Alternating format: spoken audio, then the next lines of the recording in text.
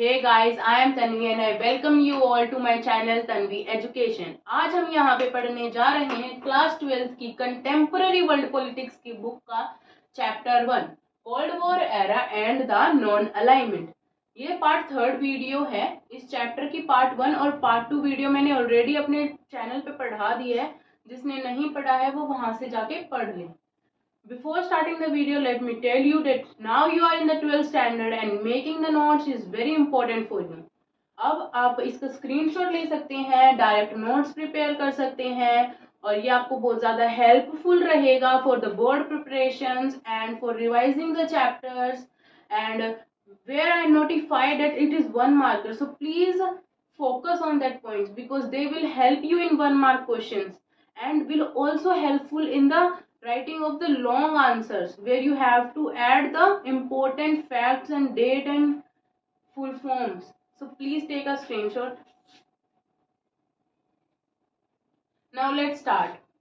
India and the cold war. India और cold war. India ने cold war के time पे क्या अपना रोल निभाया था, अब हम ये पढ़ेंगे। India was engaged in solving several conflicts during the cold war.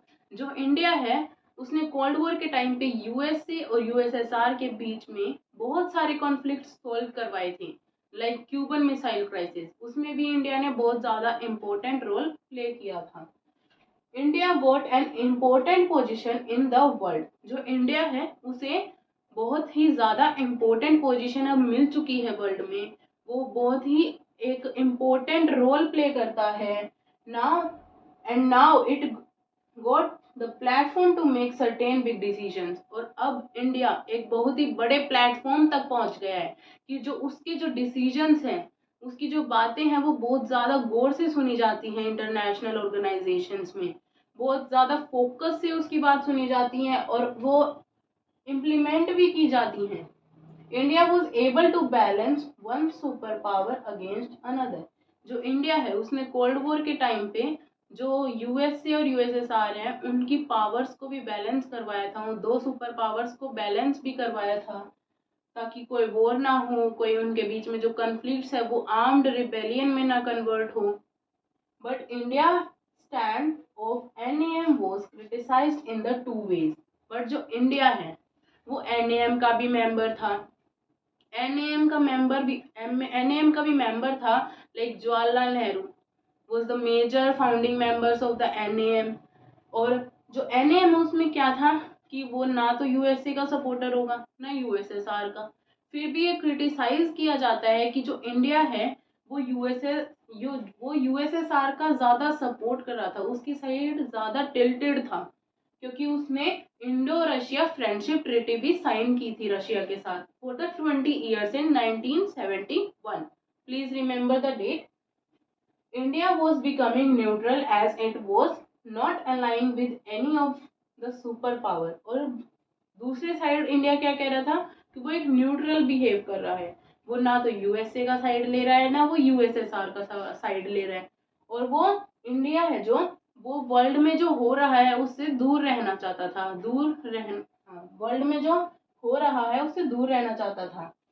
तो next topic is why were the big countries interested in making alliances with the smaller ones।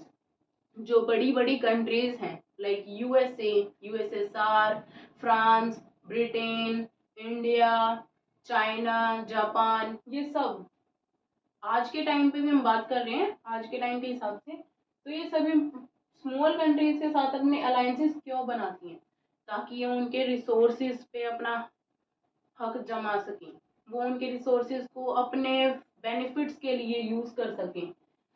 The vital resources such as oil and minerals. Oil producing countries were mainly in the Central Asia और the East Asian countries like Iran, Iraq. So they उनके oil manufacturing countries हैं उनको भी ज़्यादा capture करते थे ताकि वो अपने डेवलपमेंट में उनका वो जो ऑयल प्रोड्यूसिंग कंट्रीज का जो ऑयल है वो यूज़ कर सकें, उनके मिनरल्स को अपने बेनिफिट्स के लिए यूज कर सके। Territory from where the super powers could launch their weapons and troops. और वो उनकी टेरिटरी को इसलिए भी कैप्चर करना चाहते थे ताकि वो अपने अपोजिशन कंट्रीज पे या फिर जो उनकी जो दुश्मन कंट्रीज थी उन पे वेपन्स और अपने ट्रूप से जो वो लॉन्च कर सकें। आर्म्ड रिबेल के टाइम पे वो उन पे अटैक कर सके अपने न्यूक्लियर वेपन्स के through, location from where they could spy on each other. और वो उन स्मॉल कंट्रीज की मदद से जो बड़ी कंट्रीज हैं उन पे नज़र भी रखना चाहते थे कि वो किस तरीके से अपने इकोनॉमिक स्ट्रेटजीज बना रहे हैं, अपनी मिलिट्री स्ट्रेटजीज बना रहे हैं, कैसे कैसे वो अपने जो आर्म्स हैं उनको डेवलप कर रहे हैं, उन पे भी नज़र रखना चाहते थे। Economic support in that many small allies together could help पे फॉर मिलिट्री एक्सपेंसेस। और जो भी स्मॉल स्मॉल कंट्रीज थी उनके जो इकोनॉमी था, उनकी जो मनी थी, वो अपने मिलिट्री एक्सपेंसेस में भी यूज करवाना चाहते थे। These are the some important points like unipolarity. Unipolarity और हेजीमनी। जो यूएसए है वो कोल्ड वॉर के टाइम पे, जब कोल्ड वॉर एंड हो गया, डिसइंटीग्रेट हो गया जब यूएसएसआर, तो एक हेजीमनी बनी यूएसए। और द यूनिपोलैरिटी, यूनिपोलैरिटी में क्या होता है, वन नेशन पावर होती है। Second is bipolarity. बायपोलैरिटी में क्या होता है कि दो नेशन पावर्स होती हैं। वो किस टाइम पे था, कोल्ड वॉर के टाइम पे, यूएसए एंड यूएसएसआर।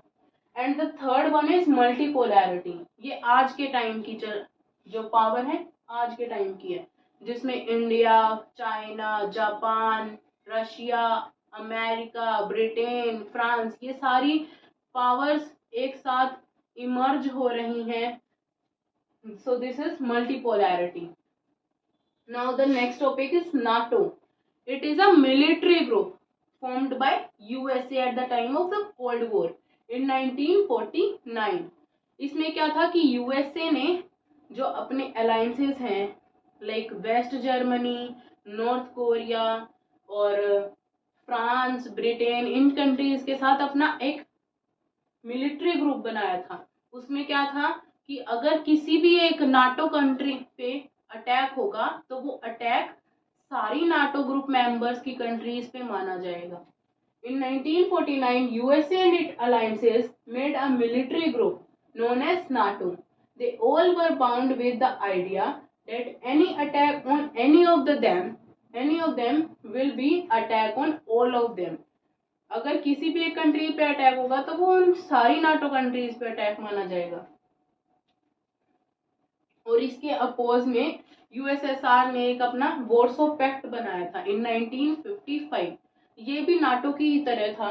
इसमें भी यही था कि जो यूएसएसआर के जो अलायंसेस हैं like east Germany and south Korea and Yugoslavia, Spain, ये जो कंट्रीज हैं वो अपना मिलिट्री ग्रुप बनाए। और अगर किसी भी एक कंट्री पे अटैक होगा तो वो सारी यूएसएसआर की जो अलाइन कंट्रीज हैं, वॉर्सो पैक्ट के जो मेंबर्स हैं, उन पे माना जाएगा और वो एक साथ मिलके उसके खिलाफ लड़ेंगे। आर्म्ड रिबेल भी हो सकता था। The third one is CENTO. CENTO is central treaty organisation. It is also known as Baghdad pact and was launch from 1995 to 1979। इस पैक्ट में क्या था, ये यूएसए के थ्रू ही बनाया गया था, same as NATO, but it was in the Central Asian countries. Fourth one is SEATO, South East Asian Treaty Organisation. ये बनाया था सितंबर 1954 में और डिसॉल्व हो गया था 77 में। ये भी एक नाटो की तरह ही था, similar to NATO, formed by USA. इसमें जो मेनली जो कंट्रीज थी वो थी Iran, Iraq, Afghanistan, Pakistan, Tajikistan, mainly the countries of East Asian nations. So here this chapter is over, finished. And if you have any doubts, so please ask in the comment section. Please like the video and share it with your friends. And thank you.